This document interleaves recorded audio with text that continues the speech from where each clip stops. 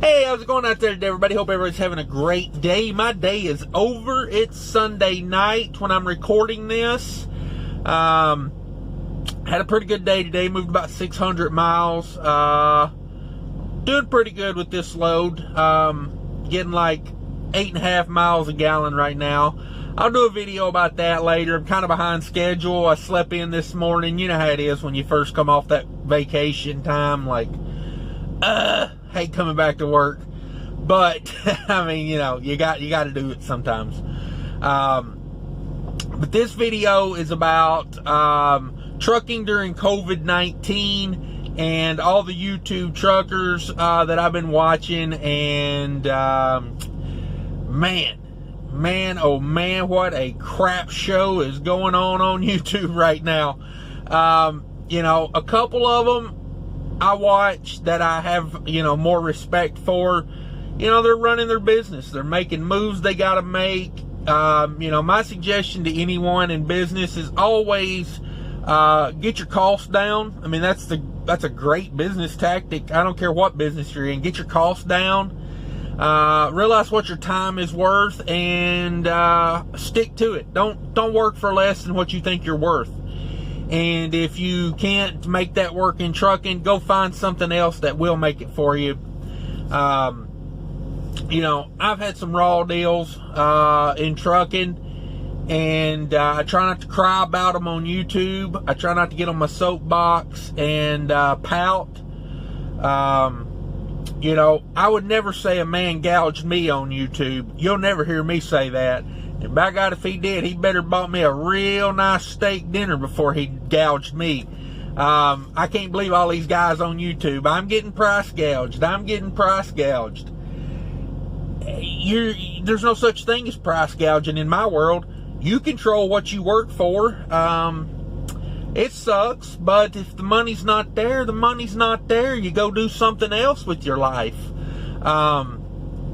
You know, you make moves, you lower your cost, you do what you got to do, you suck it up, you know. And I'm not saying this industry doesn't need some changes, but the fact of the matter is the changes that need to be made in this industry are not related to COVID-19. They're not related to a downturn in freight. I mean, you know, there's things that's been going on for decades that needs to be addressed. You know, detention times, that should be addressed. I mean, look at Uber Freight. Uber Freight used to give you $75 an hour for detention. Now they're down to $40 an hour because they were losing their ass on detention time. You know, things like that need to be addressed, not, you know, crying about the rates being low, because, you know, you look on the load board and there's, you know, most markets, there's, you know, 5 to 20 trucks per load. Like, supply and demand, guys. It's the principle of business. You know, there's not a real high barrier of entry into trucking. You know, I mean, you can go on and get hired at a mega carrier pretty much with a pulse and, you know, the ability to somewhat read English, and, you know, that's about all you need, really, honestly. And now to think about it, I'm like, what else do you need? You need to be able to fog a mirror and, you know, somewhat read. That's about it. I mean, you know, it's a low barrier of entry. You know, find me 10 other businesses right now that you can go start a business, and I'm going to tell you, you can shoestring it. You can start a trucking business with your own authority, your own truck and trailer. I'm going to say, just off the top of my head, 30 grand. You could go buy a $10,000 to $15,000 truck. You could go buy a $5,000 trailer. You can go get your authority, get your insurance. You get all of it set up. You could have your own trucking business for under 30 grand. And if you play your cards right, you know, you could make $200,000-$300,000 a year gross income. You know, find me 10 other businesses where you can start them with, you know, 30 grand or less and make, you know, 8 to 10 times that in revenue in the first year of being in business. There's not many out there. like I say, it's not a very high, barrier of entry. When freight prices are good, a mega carrier can throw on 100 drivers like nothing. All they got to do is post ads all over Craigslist saying they got a $5,000 sign-on bonus, and run them through like a cattle chute. So I think a lot of these guys I'm seeing on YouTube, and some of them I'm really surprised because they've been out here a long time. It's good and it's bad. Trucking is cyclical. It goes up, it goes down. It's a roller coaster. The key to running a good trucking business is when it's down, you tighten ship, you try to hang on for that next up. That's a lot of businesses, So to hear these guys crying about, regulation and everything, like, that's one of the things I think we need to address with trucking is regulation, but not more. We need less. Man, I've been loving with these hours of service, being, relaxed because, honestly, I'm still logging everything. I'm not going over on logs a lot, but the key thing that I love about it, that 30-minute break can kiss my ass. Oh my God, I love not having to stop for that 30-minute break. Like, that's the pinnacle of this whole COVID-19 thing that I'm enjoying about it. Is 30-minute breaks are pretty much out the window. So to see these guys on here complaining about, oh, we need regulation, we need a minimum of $1 a mile. I guarantee you ask every single owner operator out there what they think the minimum per mile should be, and you'll get a different answer every time. The market should supply us with that. You think the freight brokers are taking a little more than they should right now? Hey, that's their prerogative. You don't like it, you go get those customers. You secure that freight. You lock down those contracts. The ball's in their court. The barrier of entry is not that hard on the brokerage side either. Go do that. I don't see why, I don't know. If they want to try to change trucking and they want to get a big group of people together, I'm all for it. Go do what you want to do with your life.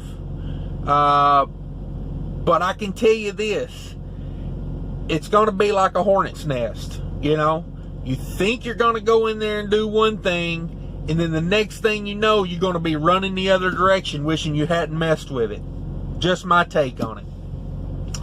So, the brokers are probably getting a little bit more than their share right now, but I'm not going to complain about it. They're running a business. I say more power to them. It's just like with the trucking side of it versus the broker side of it. Like I said, were we complaining when things were really good? No, you won't. But the thing that kind of unbalances it is the market right now. The broker doesn't make the market. The broker may take advantage of it. They may lose a little money when it's good. It's all give and take. But at the end of the day, the government getting involved right now is not going to solve the problem. The government needs to step out of it to solve it. Because my opinion, what's really hurting trucking right now is everything being closed. People are scared to go spend money. They got this stimulus money. Most people got to pay bills with that. They're not out here spending money. The electric companies catching that money. The cell phone companies are catching that money. Stuff like that's going on. People aren't out here spending money on things that, aren't essential right now. And that's killing the economy. Like I'm hauling restaurant food right now. Man, I would love it if some of these restaurants would get to kicking again, because I pull a reefer trailer. Frankly, I need restaurants, Grocery stores are pumping it out right now, but at the end of the day, it's a layered effect, I need the meat suppliers, I need the produce growers, I need the restaurants, I need that whole supply chain to get strengthened. That's where I would come in, that's where my base would grow. So for the guys out here, complaining about the rates are down, the rates are horrible, I just don't get it. To act like the broker's doing, it's like the broker's the bad man. He's evil. There's no market. The broker's going to take advantage because, frankly, he can. If there's no market, there's no market. Nothing you can do about it. But, yeah, that's my take on it. And I think, I was reading a thing from the OOIDA the other day. The OOIDA basically said, don't haul cheap freight. We've been saying that all along. I don't pay dues to the OOIDA anymore. I don't feel like they're really trying to help the average truck driver. I don't think they give two craps about the owner-operators anymore. I think they're more about their agenda and padding their pockets. So I don't support that anymore. I don't know. I'm not against, changing some things in the industry. I'm not saying we should stay status quo. But to get in a big uproar and say we need transparency, what's transparency going to do for you? Somebody's still going to haul that freight if that broker's got a sheet that says, okay, this is what the customer paid me, and this is what I'm going to pay you. That's not going to change a darn thing. I can promise you that right now, because if that broker's got a sheet, let's use round numbers. Let's say that broker's got a sheet that says, I got $1,000 from the customer, and 3 months ago, I was dealing these loads out at $800 to the carrier. And now I'm doing them for $500. I'm making $500 on you. It don't matter. They still going to be somebody take that load for $500 right now, because it's like 10 to 1 truck to load ratio. You don't have any negotiating power. You know what I'm saying? That to me was, I always try to have some sort of negotiating incentive when I go in to deal with a broker. There's none right now. None. The best thing you can have right now is relationships. The load I'm pulling right now is a load that people I work with a lot, and it's not a great rate, but at the end of the day, they know they don't have to give a great rate. I was happy to get the rate I got. It's a little over, it's probably like 2.25 a mile, something like that. Take what you can get in this market. I see a lot of people that were doing flatbed, or drive-in, or, tanker or whatever. I seen a Schneider tanker truck pulling a drive-in the other day. I don't know if that's something they regularly do, or if that's something where the tanker, market changed and they put a drive-in behind that truck to try to, just keep them moving, or, but that's the first time I've ever seen that. So I see a lot of people talking about, get out of your flatbed and get a van or get a reefer. I don't know if that's a good move right now, because if you don't have any connections in drive-in freight or reefer freight, you're going to be on the spot market, picking at crumbs. Honestly, it's, it's like, I always look at it like this. Reefer is definitely not the glamorous job. Who likes a 2 a.m. delivery? Who likes slumpers? Who likes, sitting for 4 hours on one stop when you've got 3 others to do that day? But the way I look at it is, when things are bad, it's probably going to be less bad for the reefer. Now, when things are popping and things are good, you're still sitting at docks. It's like, I feel like the upside isn't as up. Your price will go up, but you're still dealing with all the bull crap, But then when things go bad, you're used to dealing with the bull crap, and you're still getting a workable rate. So that's why I do reefer. I don't know. People do things for different reasons, But that's why I always, as an owner operator, that's why I like doing reefer. I feel like I got a few more options. And also, I think of that as far as like your area, the area you live in should determine what kind of freight and what kind of trailer you specialize in. Being up in Minnesota, up in the upper Midwest, a reefer is, to me, it's the trailer for that area. A lot of meat production, a lot of cheese production, a lot of, winter time, a lot of do not freeze loads.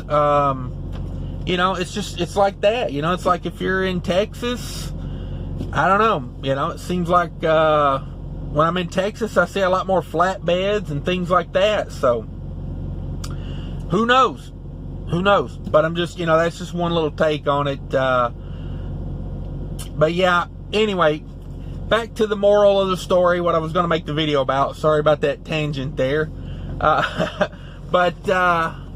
just a side note, a little thinking out loud. But yeah, I don't know, like, I don't know if these YouTube guys are doing this just to get views and get their watch time up because that's the only way they can make money right now, or if they really think, I just have a hard time believing they think this is going to get anything productive done. I see some of them on here still doing good, going along like everybody else. You're just going to make less. It just is what it is. But I just don't think we need more government regulation. I just don't. As far as, rates go, I really don't want the government capping what I can make because, the fact of the matter is, if you're going to cap the downside, you got to cap the upside. And that's one of the things I love about being a business owner, being, entrepreneur. Yeah, downside is zero. Upside is unlimited, So I do not want to see the government step into trucking like they do a lot of other industries and, start taking advice from the ATA and,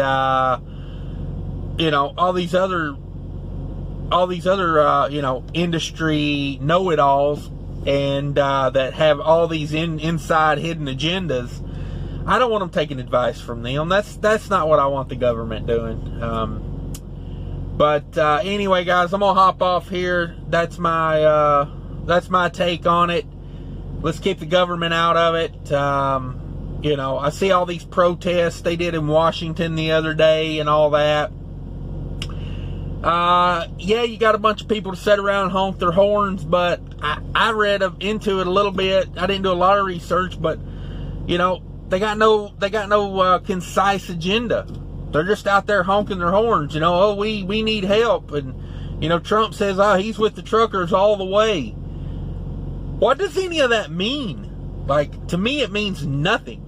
It's just a politician making that's just a politician trying to, pick sides and play the fence, or however not pick sides, but, ride the fence.